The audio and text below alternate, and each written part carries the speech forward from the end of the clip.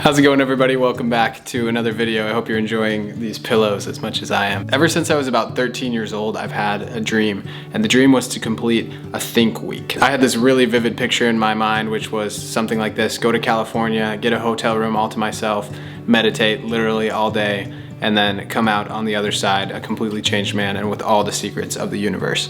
So I actually did exactly that just last week. Well, not exactly that. It was close. I had moments where I almost planned this week, like, oh, I'm almost gonna do it, and then I just decided not to. And if I had done this yearly up to this point, my life would be completely different. This is the story of my first think week. For the last few months, I've been feeling a bit like bleh about my career.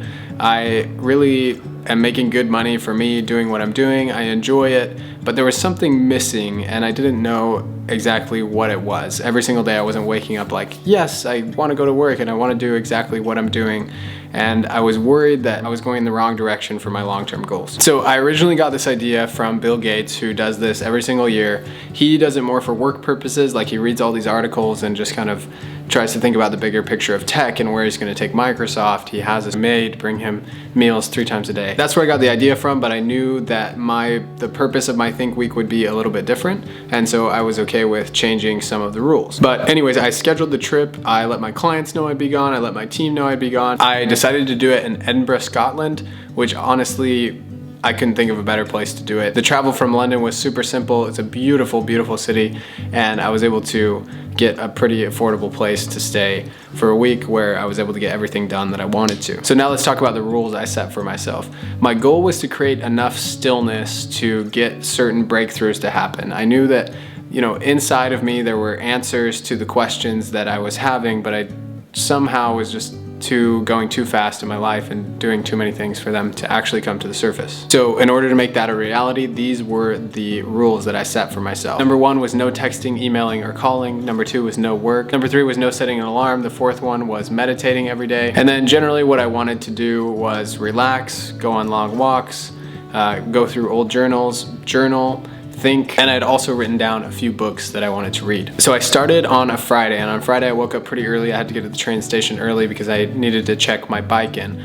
I got there, the train left at about 8:30 for Edinburgh, and on the way there I was just working through all of the files on my computer. I wanted to organize all of the things that I had built up in there. It's really, really bad. Over like 2 years, almost 2 years of having my computer, there were so many files in there that I just didn't even remember why they were there.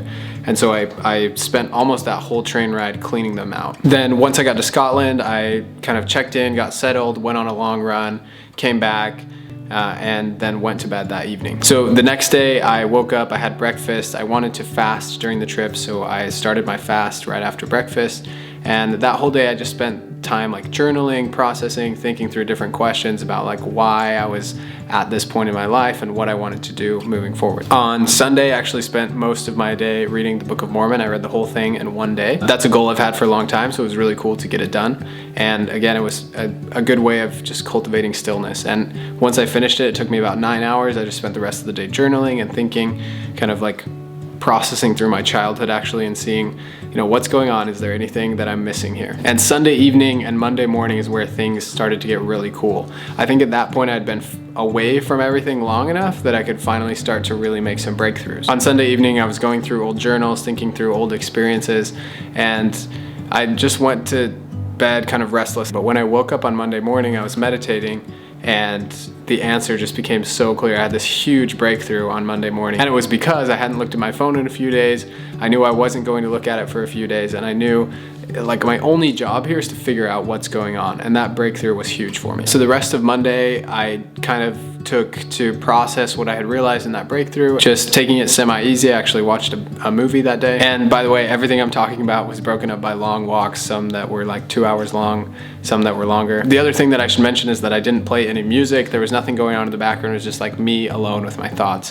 And that really helped. I didn't realize how much listening to music all the time kind of plays on your subconscious, and you can't really process because your brain's too busy listening. So then on Tuesday I woke up, I went to Edinburgh Castle for a tour, which was really cool, and spent most of the day transferring old journals. I would take like what I had written when I was 14, and then I was just typing it up in my computer. And then that evening I went on a long bike ride out to Portobello, which is maybe like an hour outside outside of Edinburgh. I biked out there, had dinner, and then biked back.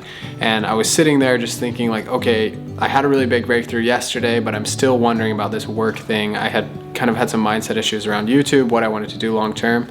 And while I was sitting there, I just realized that I was scared. I was scared of what would happen in the future with this YouTube channel if it got big. You know, all of these things were running through my head. And because of all the things that were happening around me, I wasn't willing to admit to myself that this is really what I want.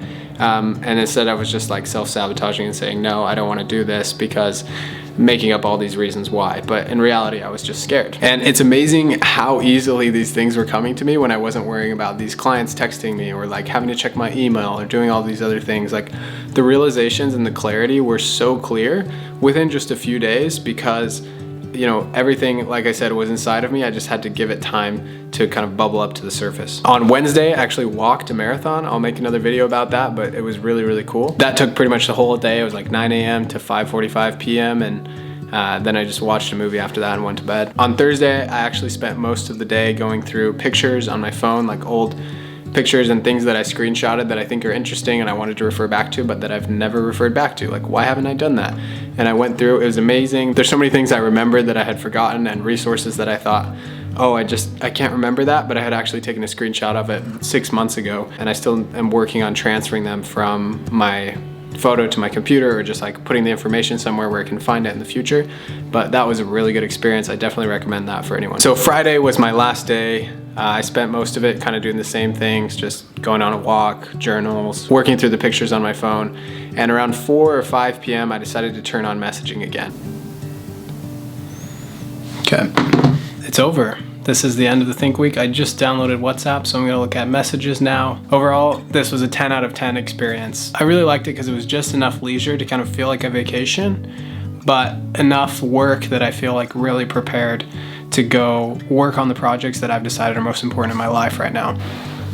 You know, I was a little bit anxious, but at the same time I was like, I already had my breakthrough, I already had my vacation, I'm fine. And you know, there were a couple fires that kind of had to be put out once I turned messaging back on, but really nothing major had happened. And all my clients were fine, my team was fine.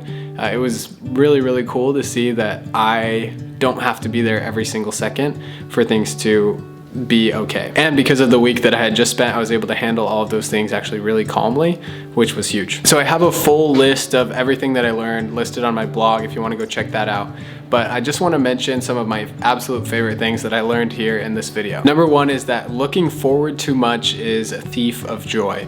I really, really, really enjoyed looking back, looking at all my old journals, just like typing out what I had typed when I was like 12 or 13. It was so interesting to like understand my psyche at that point, and also just being present. I personally look forward way too much, and I'm not present enough in the moment, and that was very amazingly enjoyable. The second one is I'm gonna go see a counselor about the realization I had on Monday.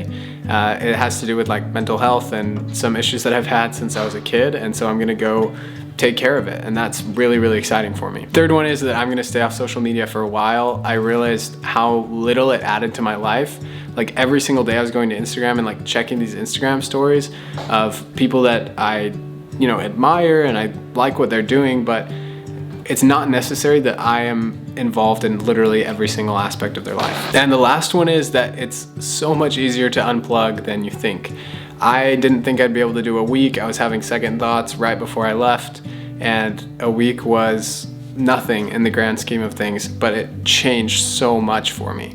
But if you feel like you can't do a week, if it's too much, figure out how to do a weekend, or figure out how to do a day, or figure out how to do an evening where you just turn your phone off and you go through old journals, or you think about your life, or you try to have a breakthrough that you really, really need. I think that literally everybody should do this at one point in their life, not at one point, at many, many times in their life. This should be repeated, because when we take a step back, turn the phone off, get rid of it, and just think and breathe and see things clearly, everything becomes so much more enjoyable. After coming back this week, I've been enjoying work so much more. I've been enjoying talking to my family so much more. I feel like I have direction and purpose again, which I had kind of lost in just the day-to-day of working. I definitely recommend this to anyone who's willing to try it. Again, if you can't do a think week, do a think day or a think evening, and just work on things that are really important to you, because it just might change your life. Thanks so much for watching this video. If you liked it, let me know in the comments. Subscribe to the channel if you're interested in more content like this, and I will see you next time.